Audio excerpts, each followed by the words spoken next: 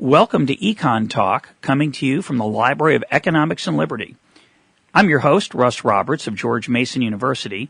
We'd love to hear from you. If you have any comments or feedback for us here at Econ Talk, please send me an email at roberts, R-O-B-E-R-T-S, @gmu, that's gmu.edu. You can find more Econ Talk at www.econtalk.org, along with readings and links related to this podcast. My guest today is Don Cox, a professor of economics at Boston College. We'll be talking about the economics of the family. Don, it's good to have you here again on Econ Talk. Thanks, Russell. So, Don, I've been thinking about the following puzzle. It doesn't seem at first to have much to do with economics, but I wanted to share it with you. Let's suppose, and because I hope it does have something to do with economics, ultimately. Here's the puzzle. You're a parent of, let's consider a parent of two children. Okay. And the parent's getting old. The dad, let's say, is realizing he's getting old. He's going to die soon, and he wants to make sure his will is in place and everything's okay. Mm-hmm. So he takes his will and he looks at it, and he realizes that one of his kids is financially extremely successful. The other one struggles and doesn't do very well.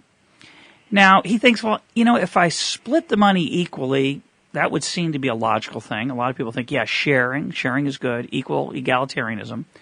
But maybe I should help out the poor brother, the brother who's been struggling financially, because the rich brother's got so much already. So I'm not going to split it equally. I'm going to give more to the poor brother.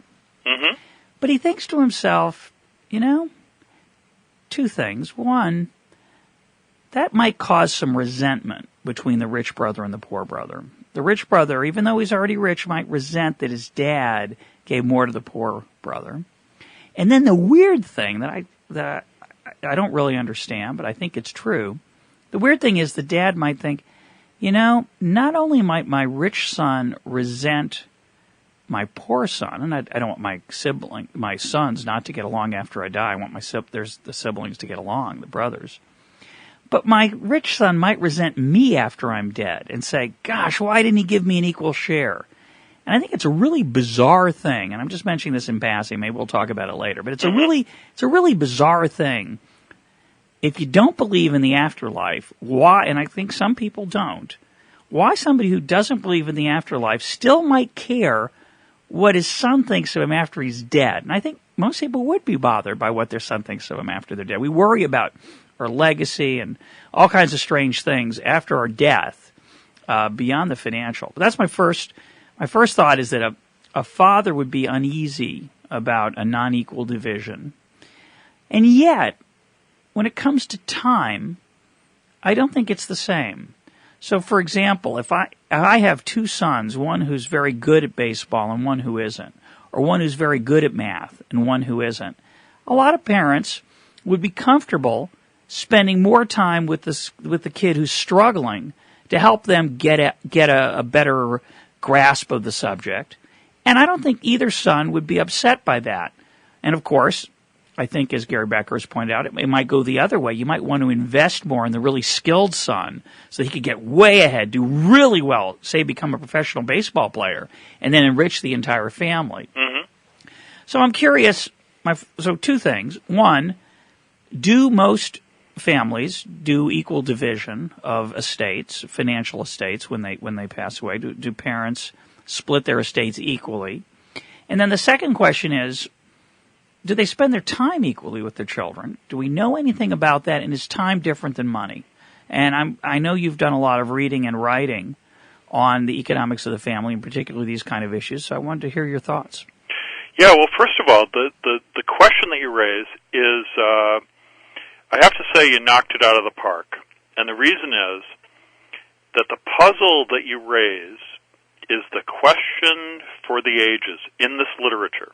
That is, they call it the puzzle of equal division, because it turns out that when it comes to bequests, the norm is that even in these kind of extreme cases where one son's doing really well and the other one is struggling, nonetheless, most of the time parents will split the bequest equally between the two sons. And that's puzzling for people who study bequests, because the kind of model of altruism where you want to level the playing field for the two sons would suggest that you do provide more help for the son who's struggling. Now, when you say that most families split equally, I assume you're referring to current-day America.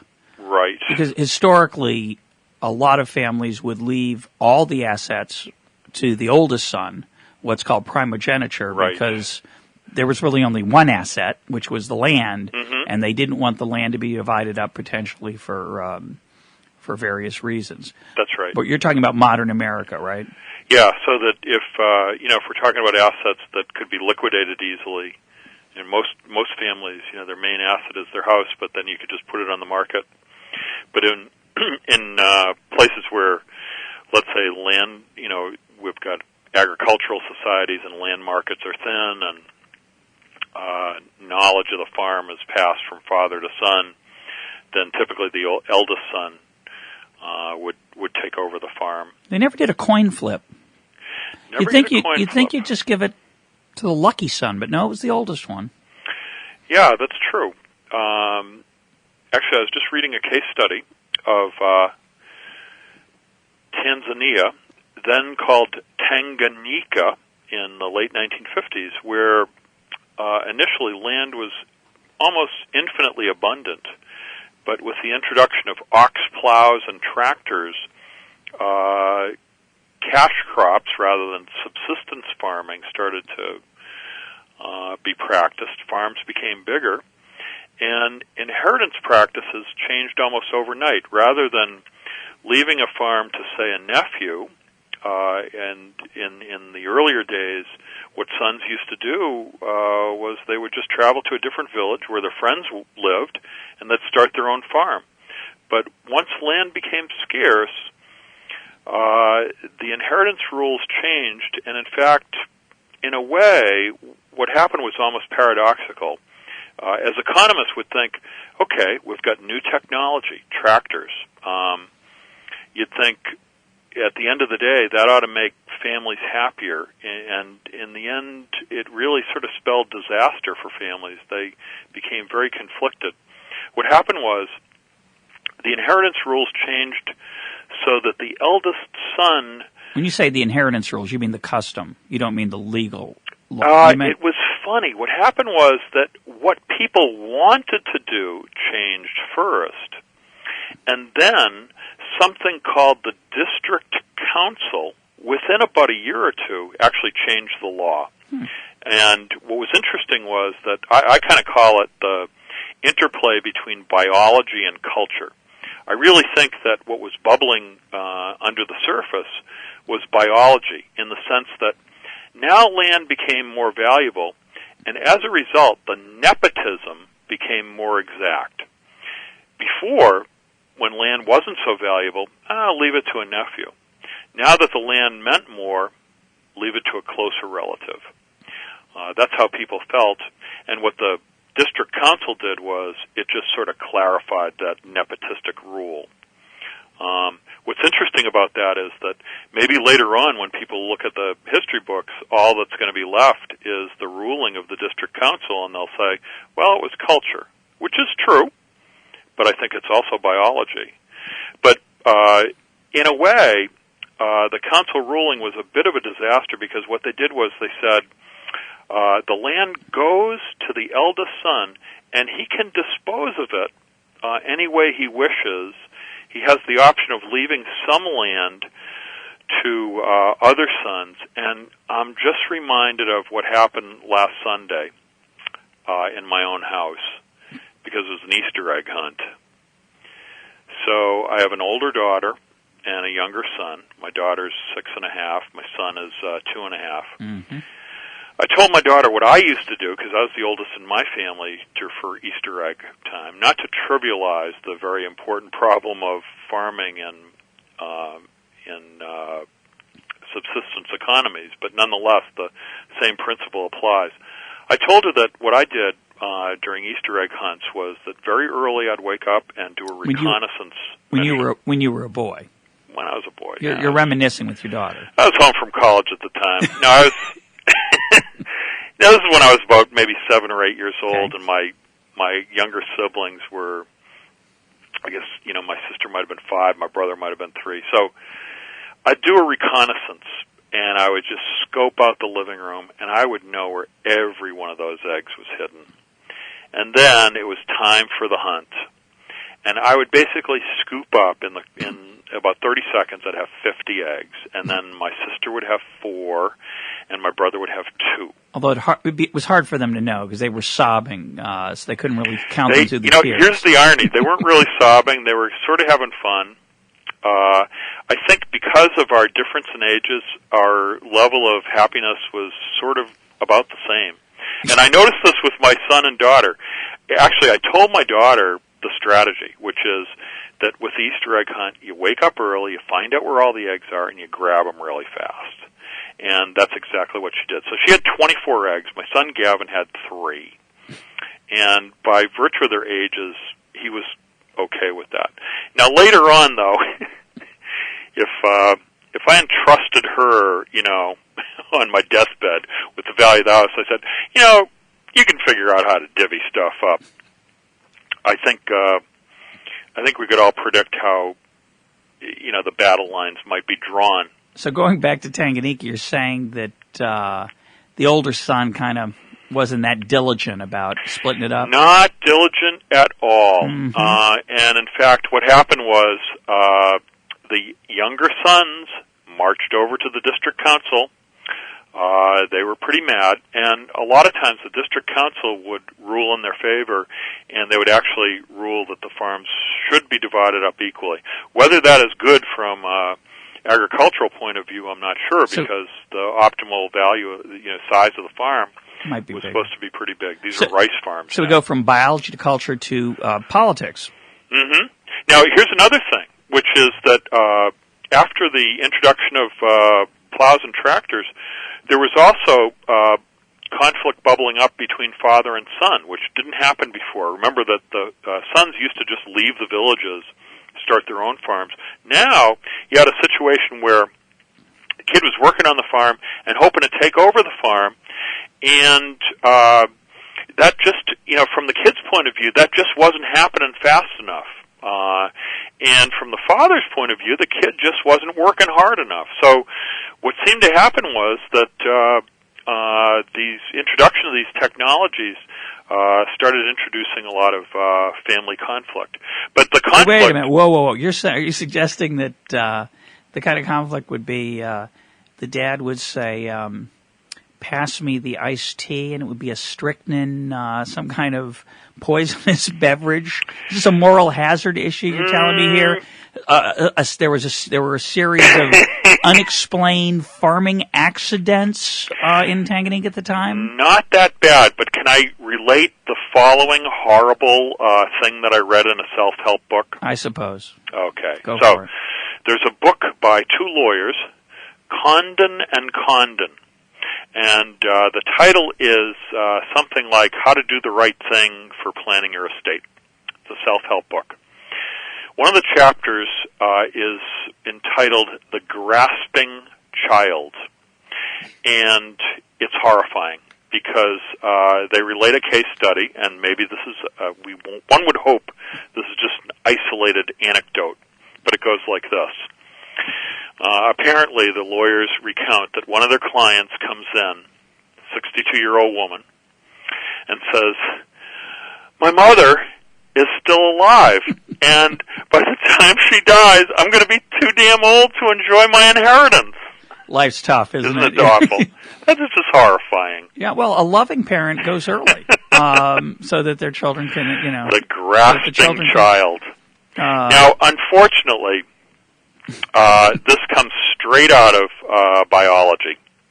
That is, kids always, and any parent will tell you this, kids always want more than their parents are willing to give. I think you probably know this all too well.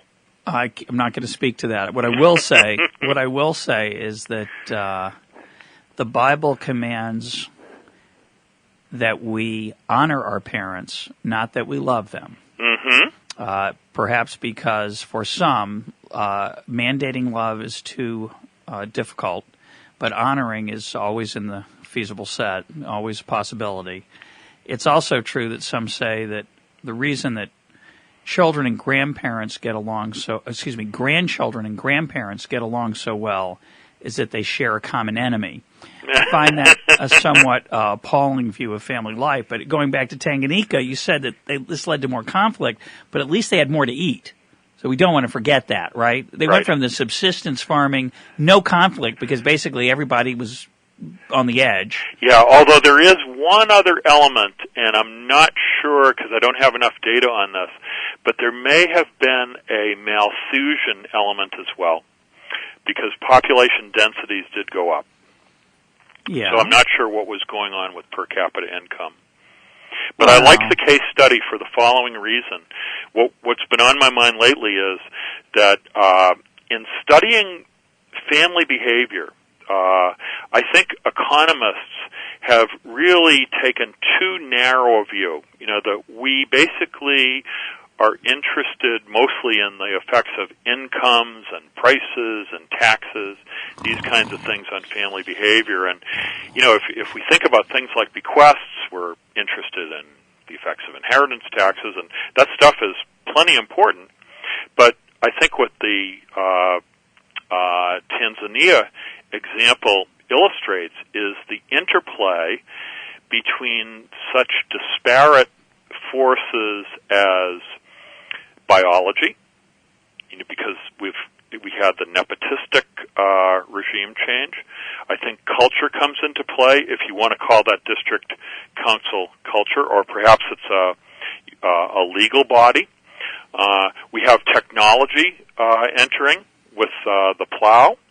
We have geography. We've got history. You know, there are all these various forces, and I guess my argument is that people who want to understand the family really should sort of try to venture beyond their own kind of specialty and bailiwick and get into various other disciplines.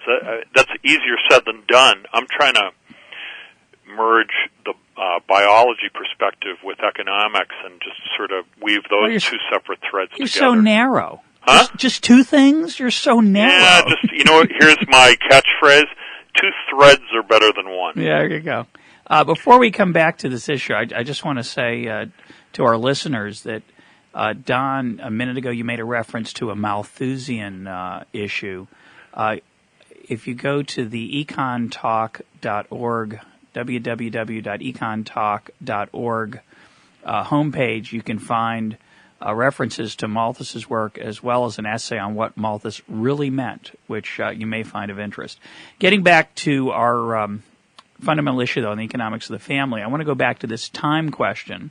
Okay. When we come to American modern data, and you look at the way that parents or grandparents spend time with their children, or vice versa, the help that children give to their parents, not just monetary but also time. What do we find? Are there differences in how people allocate time to their children or their parents?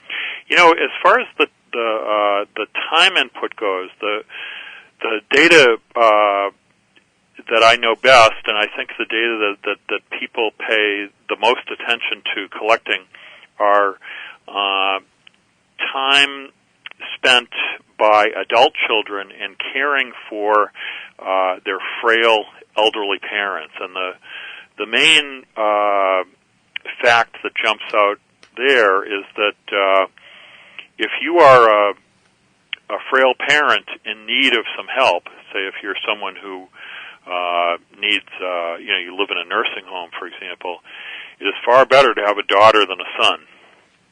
And if you've spent Why do you say that?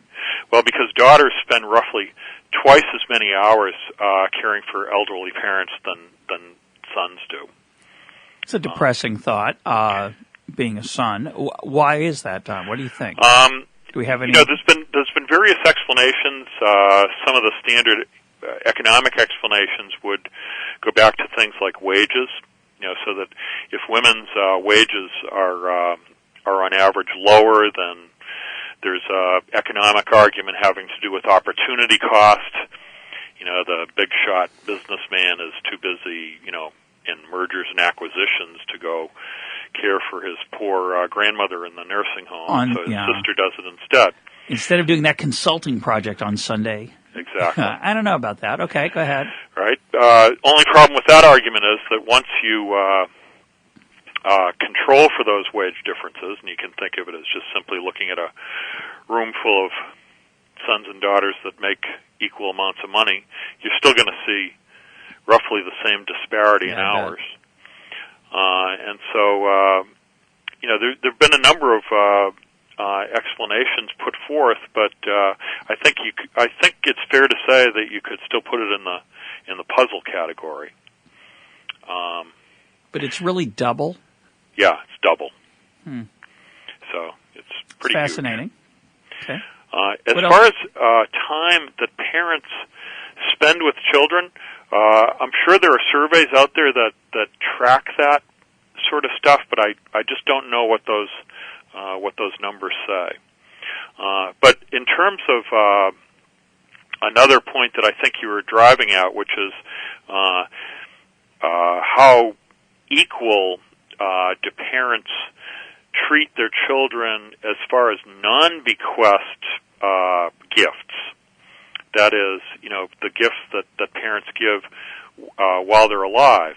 And you might think about tuition payments or money for a down payment for a house, things like that. Turns out that those are far more unequal. So, it's not unusual, for example, to see perhaps a family where one of the kids goes to a private school like Boston University, where the tuition is $40,000 a year. The other kid goes to UMass, where the tuition is half that amount. So that's a big difference in payments, and yet unequal treatment of sorts, but nothing that's considered especially egregious. It'd be interesting to see whether parents actually try to even those differences up in helping a child with a down payment on a house or a relevant other type of transfer. But obviously, obviously there are lumpinesses. There's a lumpiness to some of these transfers that's hard to even out. That's right.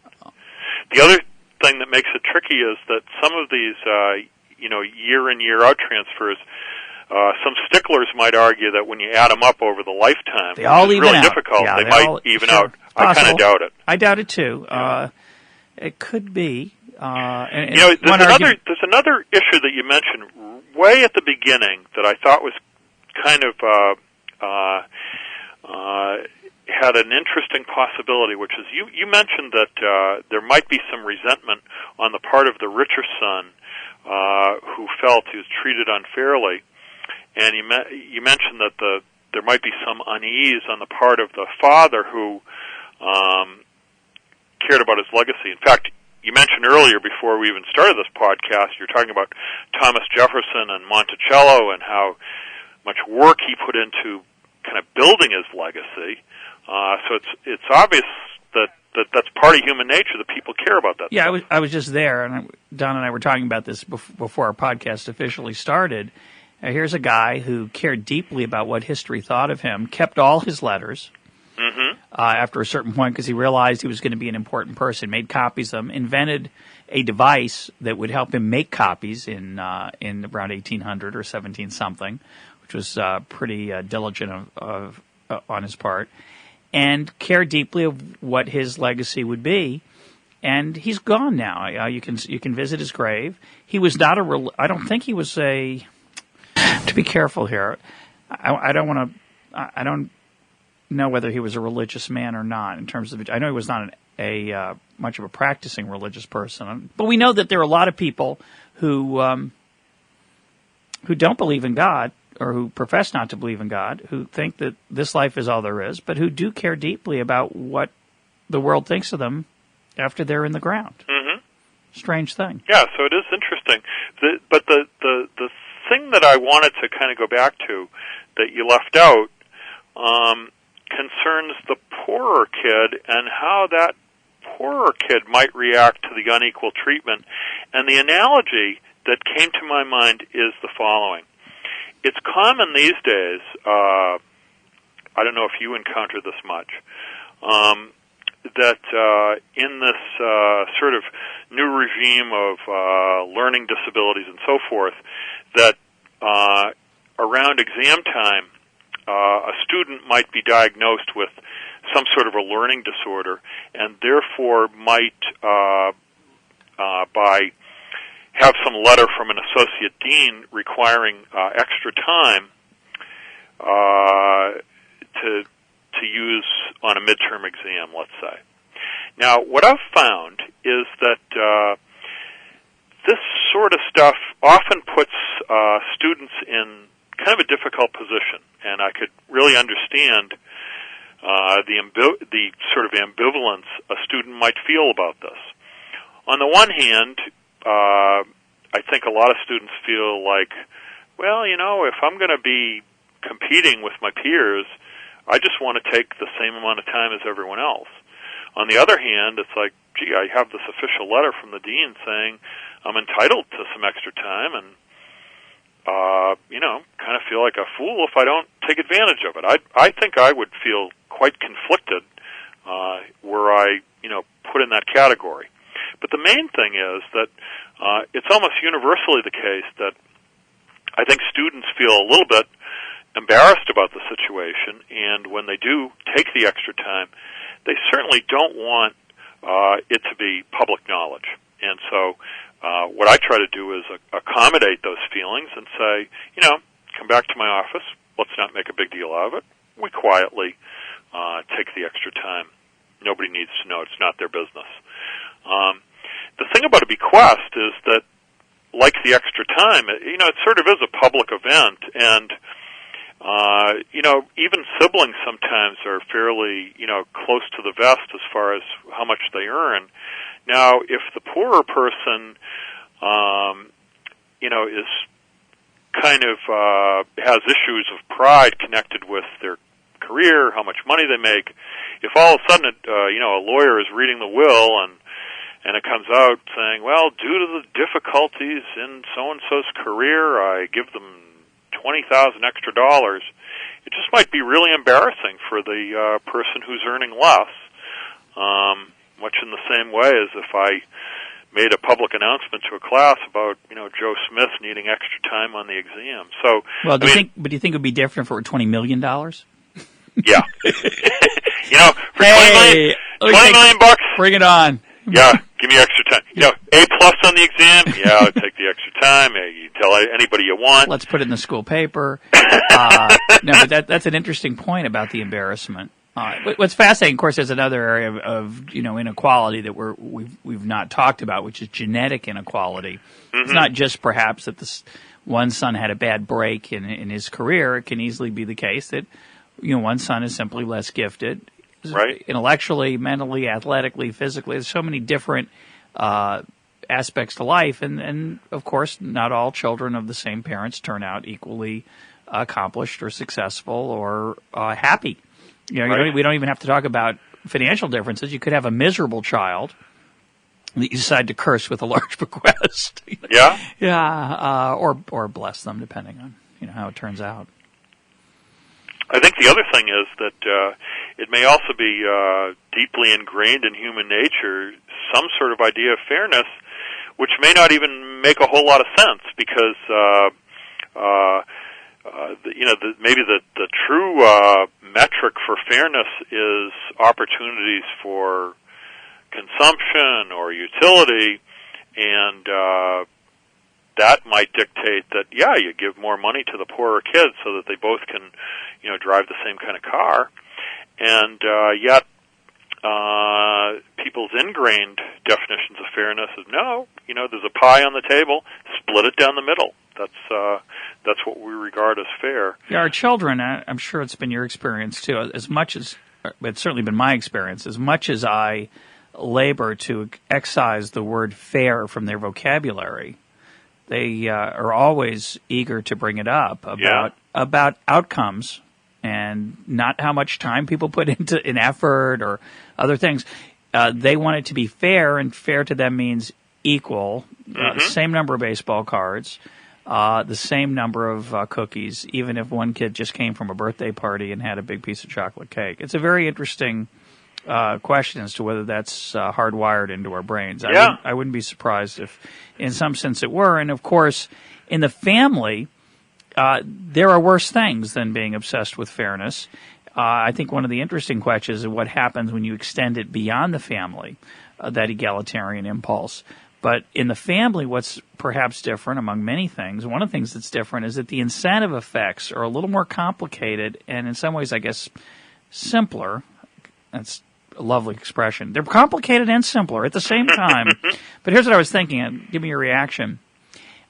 If you have a rich parent and you have two children, one successful and one not, if the poor child knows the will in advance that it's not equal division, it certainly discourages the poor child from making an effort to get ahead financially. Yeah. But most parents, although I'd like to hear your comments on this, I would think most parents keep their wills somewhat private, and so the incentive effects, since it's a one-shot game, are not so important. On the other hand, I have a friend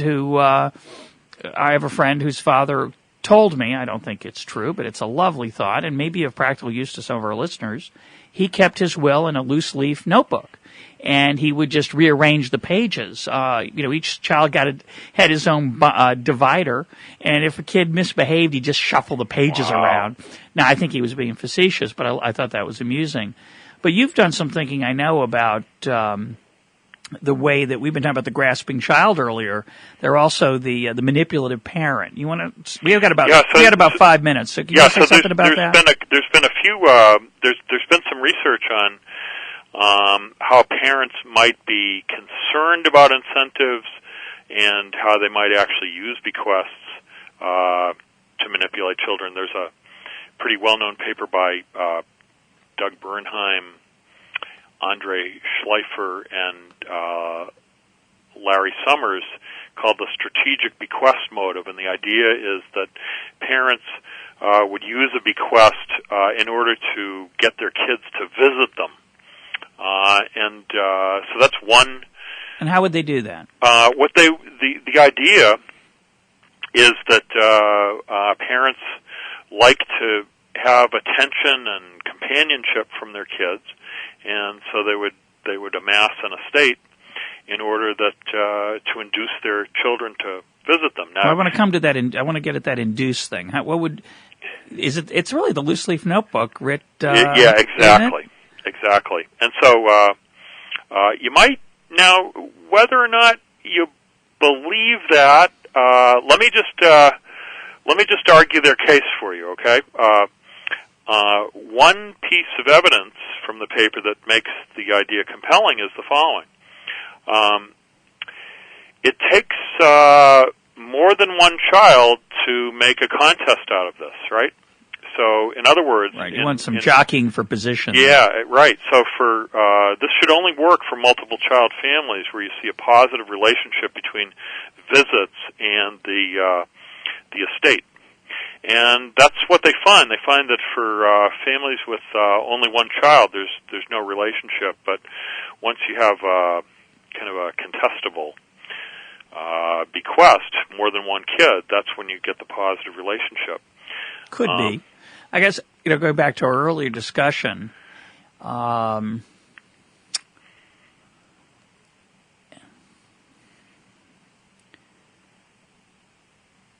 we talked earlier about how parents love their children really unconditionally, I think, in most cases. Children often struggle to love their parents and sometimes to even tolerate them. So if you think of this bequest motive, what you're really saying is that elderly parents are buying their children's love, which of course can't be done. They're buying their children's time, which is really depressing because it says they're promising their kids money so that they'll come visit them. But of course they could just hire someone to come visit them, which of course some old people do. They hire maids and assistants. I guess the argument would be it'd have to be a little more complicated. You'd have to argue that if you're going to hire someone, it's better to hire your children because then your peers in the nursing home will think that maybe they actually like you. It's sort of a pride argument. Whereas it'd probably be cheaper just to hire a paid, explicitly hire them. Could be. Can I just offer a biological silver lining? Yeah, because otherwise, I hate it when people think economics is just about money. Yeah. And I really don't like the idea that we think that parents, the reason that parents give money to their kids is to buy their love. Yeah. Actually, I've met your kids. They're really sweet, and I don't think this would ever happen to you. But I can imagine families where this would happen, and parents would be devastated. And I would say to them, please don't. I know this is going to kill you, but I hope you won't feel bad. So this I can imagine happening in many families. I can predict it with a lot of confidence. Other than yours or mine. Okay, go ahead. Yeah. So I can predict the following. A daughter reaches the age of 15, and she says to her mother or father, "I hate you. I wish you were dead. I want out. I wish I could just leave now." And that's a horrible thing for a parent to hear. Has it ever been said? Absolutely Has horrible. Has a 15-year-old ever said such a thing? Probably happening documented. I think it's happening right now, probably thousands of times. Adolescence is rough for parents. It's sort of rough for kids. So what I tell parents is that try to get a little perspective on it. I call it the quality grandchild program, and here's how it works. Biologically, adolescence is synonymous with home leaving. And here's the idea. Who, in their right mind, would ever leave a place where you have everything provided for you for free? And we're talking high-quality stuff. When I was a kid, I had my own room. I had my own bathroom. I had home-cooked meals provided for me every night. Hey, don't forget the laundry. Laundry. I never, ever had to wash a dish. Use of a car, never had to pay for gas. Who would leave such a wonderful situation? You would have to be crazy. And yet you have to leave in order to prevent inbreeding. So what happens? Nature steps in and makes you crazy. That's what adolescence is. The unleashing of the hormonal unleashing of the hormones, and it is an adaptive thing. It's a temporary episode of craziness, and what it does is it impels you in a completely irrational way to hate your parents, or at least think they're boring. So that parents, if they do the absolute best job that they can, the very best they can be is boring. And mocking, boring and mocking. I think would be the key of their children. And yet, the outcome is really happy landings. The child leaves home, establishes their own household, gets their own job, and forms their own family. And in the end, starts a new household, and the wheel of life continues to turn. Because think about what happens otherwise. Without adolescence, they'd never leave. Yeah, no doubt about that. No grandchildren. Yep. It's just the quality grandchildren program. On that fascinating note, we will take leave of this Econ Talk podcast. Thank you for listening. You can find more podcasts like this at, well, maybe not quite like this, but like this at www.econtalk.org. Thanks for joining us.